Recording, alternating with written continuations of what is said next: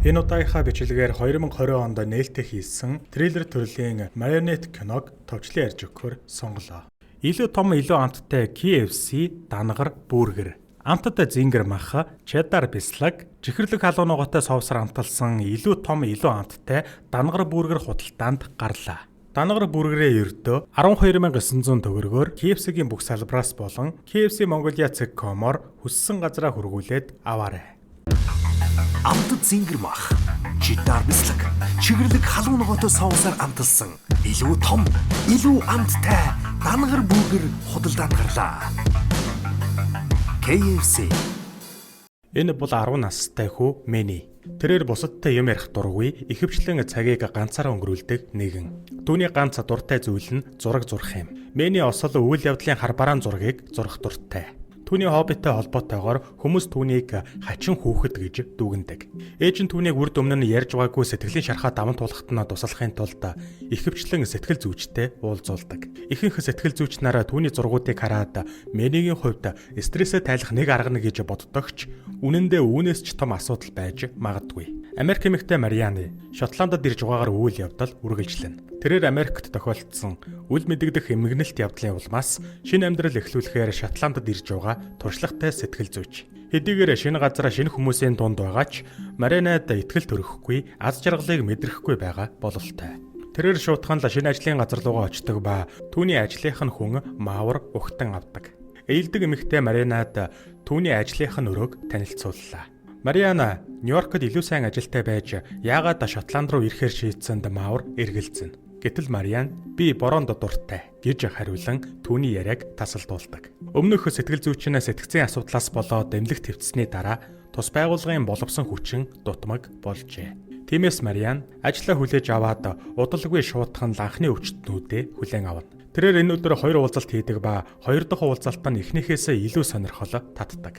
2 дахь уулзалтын өвчтөн нь хар бараан зураг зурх дуртай Мэни байлаа. Түүний ихэнх зурганд гахаад үрслэгдсэн байгаа нь Марианагийн сонирхлыг татна. Тэрээр Мэнитэй яриа өрнүүлэхийг хичээсэн ч тэрээр уулзалтын эхний хагаст зураг зурсаар л байв. Тиймээс Мариан өөр арга дуршихаар шийдэж түүний зурагны талаар ярьж эхэллээ. Гэтэл Мэни анх удаа ам нээж өөрийг нь ярихад хүмүүс дургүй байдаг болохоор чимээгүй байхыг илүүд үздэг гэдгийг хэлдэг. Хүмүүс яагаад дургүй байдгийг нь асуухад Мэни өөрийгөө юмыг бодиттой болгож чадна гэж хариулав. Сонирхсан Мариан түүнээс хамгийн сүүлд юуг бодиттой болгосныг нь асуулаа. Гайхмаар нь Мэни таныг гэж хариулах нь тэр. Энэ хариулт нь Марианыгийн хувьд утгагүй мэт санагдсан ч хүүхэд зүгээр ч нэг хариулаагүй гэдгийг ойлгосонгүй. Ажлаа тарсны дараа Мариан уушин газарт орж юм уудаг. Нэг эрэхтэй түүнийг сонирхоод байгаа мэт боловч түүн дээр ирсэнгүй. Тэр залуу Марианыгийн ажлын бүсгүйтэй хамт сууж байв. Бүсгүй Марианд эрэхтэй найзынхаа хамт явдаг номын клубын танилцуулгыг өгч түүнийг клубт нэгтгэхийг урьдаг. Хэсэг хугацааны дараа Мариан харж явахдаа дүхэн гарцанд гарсан машины осолтой таарна. Машинд гал авалзаж дотор нь байх эрэхтэй машаа хүнд гэмтсэн ч амьсгаатай байлаа. Хэдийгээр Мариан түүнд туслахыг хүсдэгч цочирдсондоо хөдөлж чадахгүй хөшиж зогсдог. Эцэст нь машин дэлбэрч өнгөрч явсан хүн залууг аврах юу ч хийж чадсангүй. Маргааш нь Мариан Мэнигийн зурсан зургнуудыг харна. Зургнуудын нэг дээр машины ослыг зурсан байх ба гахаа байгаагүйгээс тооцвол түүний өчигдрийн харсантай яг адилхан байх нь тэр. Дараагийн уулзалтанд Мариан Мэнигээс машины ослын талаар мэднэс хараад зурсан уу хэмээн асуудаг. Гэтэл Мэни өөрийгөө ямар ч машины осол хараагүй. Үнэн дээр машины ослыг өөрийгөө бий болгосон гэж хариуллаа. Мөн тэрээр дэлхий дээрх бүхэл зүйлийг өөрийгөө бий болгож чадна гэд хэрвээ Мэни байгаагүй бол Мариана энд байхгүй байсан гэж хэлхэн тэр. Гайхаж иргэлцсэн Мариана түүн рүү гайхан харахад Мэни түүний шургуулганд буу байгаа гэлээ. Гэсэн ч Мариана түүний үгийг тоолгүй зүгээр л айдас төрүүлэхийг хичээж байгаа гэж үзсэн шургуулга шалгасангүй. Оройн тус байгууллагын ажилтнууд сар бүрийн өвчтнүүдийнхээ талаар ярилцдаг, хурлаа хийдэг. Гэтэл Мэнийг зөвхөн Марианатай л ярилцдаг, бусад үед үргэлж дуугүй байдаг гэв. Тэрээр өргөж авсан ээж болон найзуудтайгаа ч ярилцдаггүй гэдгийг дурдлаа. Мэни өмнө нь Марианыгийн оронд ажилладаг байсан сэтгэл зүйчтэй уулздаг байсныг хэлнэ. Улмаар Мариан өмнөх хэмжийн тэмдэглэлтэд танилцахыг хүсэх ба удирдлага үүнийг нягтлж үзэхээ амладаг. Оройн Мариан өмнө нь сонссон номын клубт очдог. Клубын хэлэлцүүлэг өрнөж байхад уушин газарт байсан залуу түүний анхаарлыг татна. Уулзалтын дараа Марианд залуу өөрийгөө танилцуулдаг. Залууг Кейран гэдэг ба тэрээр Мариантай хөрш зэрэгэлдээ амьдрдаг нь тодорхой болно. Ингээд тэд хэсэг ярилцаж байгаад Мариан түүнийг гэрт нь хүргэж өгөхөөр боллоо. Гэрийнх нь гадаа ирсний дараа Кейран түүнийг гэрлүү н орохыг хүсэхэд Мариан шуудхан л татгалздаг. Шөнөн тэрээр Америкт нөхөр Жоржтойгоо хамт байсан цагаа зүүдлэн. Тэд аз жаргалаар дүүрэн машинтайгаа кафе руу явж байтал тэдний машин нь эвдэрчээ. Улмаар хажуугаар нь өнгөрч явсан эрэгтэйгээс тусламж хүссэн байна. Эрэгтэй туслахыг зөвшөөрч тэд машинд нь суугаад явж байтал жолоогоо алдснаар осолд оржээ. Энэ ослын улмаас Мариан амьд үлдэж бусд нь амиа алдсан байна. Байнга л давтагддаг хар дарсан зүуднээсээ Мариан сэрж тэрээр ажиллахаар ажил руугаа очдог. Гайхмаар нь өчигдөр Мэнигийн хэлсэнчлэн түүний шургуулганд үнэхээр л гарбуу байх нь тэр. Юу болоод байгаа учрыг ойлгохгүй байж байтал гинэт түүнд нэг эрэгтэйгээс дуудлага ирж тэр чамайг алхаас өмнө чи түүнийг ал гэж хэлдэг. Ингэж хэлээд дуудлага тасалснаа нь Марианаг бүрч ихээр эргэлзүүлнэ. Үйл явдал Мариан Кейрантай уулзаж ярилцаж байгаагаар үргэлжлэнэ. Кейран зав эзэмшдэг ба тэд заваар зугаалахаар шийддэг. Заваар явж байхдаа Кейран Марианагаас хурмын бөгжнийхэн талаар асууж нас барсан нөхрийнх нь болохыг олж мэдлээ. Мөн Мариан аимшигтай дурсамжаас ангижрахын тулд Шотландд ирсэн ч төдийлөн нэмэр болохгүй байгаагаа илэрхийлнэ. Маргааш нь ажлын хурал дээр Мариан дарагдаа өчигдөр өөрт нь хачин дуудлага ирснийг хэлдэг. Гэтэл дарга нь хуучин ажилтан Маквитээс ирсэн байх гэж таамаглана. Тэрээр Мэни дээр ажиллаж байсан сэтгэл зүйч байсан ба төөрөгдлийн улмаас сэтгцийн эмнэлэгт хэвтжээ. Мөн тэрээр сэтгцэн эрүүл мэндийн асуудалтай байхдаа Мэнигийн талаар ихэнх тайлангаа гаргасан болохоор дарга түүний сүүлийн тэмдэглэлүүдийг өгөхөөс татгалзлаа. Харин дарга Марианд Мэнигийн талаарх суур мэдээллийг өгдөг. Үнэн дээр Мэнигийн аав нь ослоор нас барсны дараа тун удалгүй ээж нь амиа хорлжээ. Мэни байшингаасаа олдсон ба хоолт тэжээлийн дутагдлалд орчихсон өвчтэй байсан байна. Тэр цагаас хойш Мэнигийн байдал дахиц гарч одоо өргөж авсан ээжтэйгээ хамт амьдарч байгаа юм. Улмаар Мариан түүний зургнуудыг дахин харж Мэнийг юу туулсныг мэдсэн болохоор зургнууд нь түүний сэтгэл санааг маш ихээр тавгуйтуулдаг. Дараагийн уулзалт дээр Мэни түүнээс буу түүнийг айлгсан уу гэж асуув. Мариан гайхсан ч түүний юу яриад байгааг нь мэдэхгүй байгаа мэт дүрсэгдэг. Энэ нь Мэнийг урлуулж энэ удаад тэрээр живж байгаа эрэгтэй хүний зураг зураад доор нь Кейран гэж бичдэг. Үүнийг хараад өнөөдөр орой Кейрантай заваар явхаар тохиролцсон байсан Мариан шоконд орлоо. Учир нь Мариан Мэнид Кейраны талаар огт хэлээгүй юм. Уулзалтын дараа Мариан сэтгцийн өөрчлөлтөд орсон гэх Маквити Мэнитэй харьцаж байхдаа номын санд их цаг хугацааг зарцуулдаг байсныг олж мэдэв. Сонирхол нь хөдөлсөн Мариан түүний уншсан номыг авч дотроос нь тэмдэглэл олно. Тэмдэглэлээс Мэнигийн бүтэн нэр нь Эммануэль бөгөөд Бурхан бидэнтэй хамт байдаг гэсэн утгатайг олж мэдлээ. Дараа нь тэрээр Мэнигийн гэртээ зочилж түүнээс яаж Кейраны талаар мэдсэн тухай асуудаг. Гэтэл Мэни хариулахгүй байснаар Мариан түүнд уурлаж түүнийг айлгана. Энэ үед Мариан түүний зурсан сэтгэл сэртгийлгэм зургийг хараад тэндээс яаран явлаа. Тэгээд тэрээр завтай айлд явах Кейрантай уулзахаар очдогч тэрээр ирсэнгүй. Тэрээр Мэнигийн зурсан живсэн хүний зургийг харсан болохоор түүний аюулгүй байдалд санаа зовсоор. Тиймээс тэрээр машиндаа суугаад цаг гарan хүлээсэн ч Кейран ирсэнгүй. Дараа нь тэрээр номын клуб руу болон түүний байранд очдогч Кейран байсангүй. Гэртээ ирснийхээ дараа тэрээр хэдхэн цагийн өмнө болсон үерийн улмаас 2500-аад хүн амиа алдсан тухай мэдээг үздэг. Мариан сандарч Мэнигийн зурсан зургнуудаас үерийн улмаас хүмүүс нас барж буй зургийг олж харах ба дээр нь 25 гэж бичсэн байлаа. Энэ нь 2500-г 25 ширхэг 100 гэж илэрхийлсэн бололтой. Маргаашны ажил дээр Мариан Мэнигийн талаар илүү их судлахаар шийднэ. Тэрээр даргийнхаа өрөөрөө нууцаар нэвтэрч Мэнигийн талаарх тайлан авах гэтэл даргадаа баригддаг. Мөн тэрээр Марианыг Мэнигийн гэрт очсон гэдгийг мэдсэн байлаа.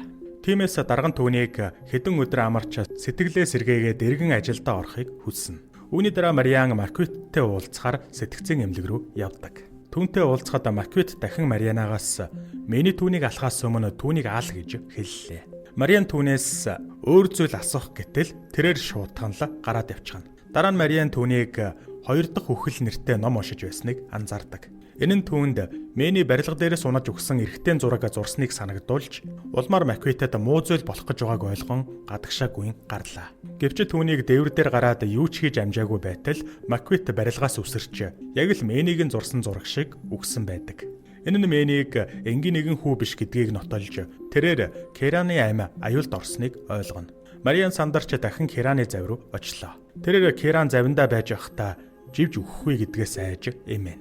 Тиймээс түүнийг завинд суухаас сэргийлэхийн тулд завийг нь суллаж явуулснаар түүнийг үхлээс аварна гэж найддаг.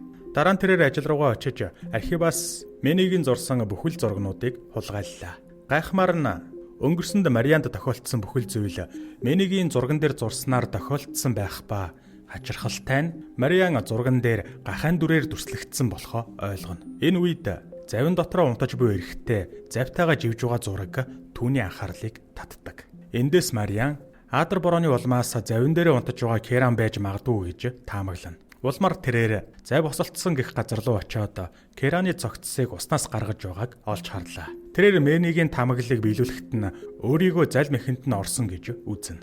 Тиймээс тэрээр хяналтаа алдаж Мэнийг хулгайлдаг.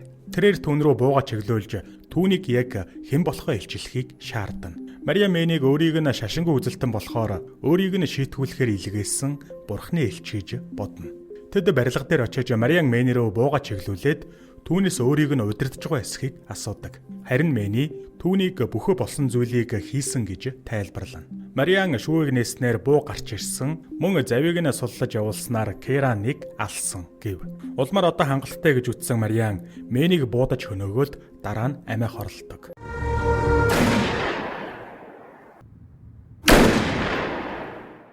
Үйл явдал Мариан машины ослын дараа эмнэлэгт байгаагаар үргэлжлэнэ. Түүнийг ухаан ороход түүний нөхөр Жош хажууд нь сууж байхын тэр. Машины ослоос Жош эсэм мэнд үлдсэн ба гэмтэл авсан нь Мариан болж таарлаа.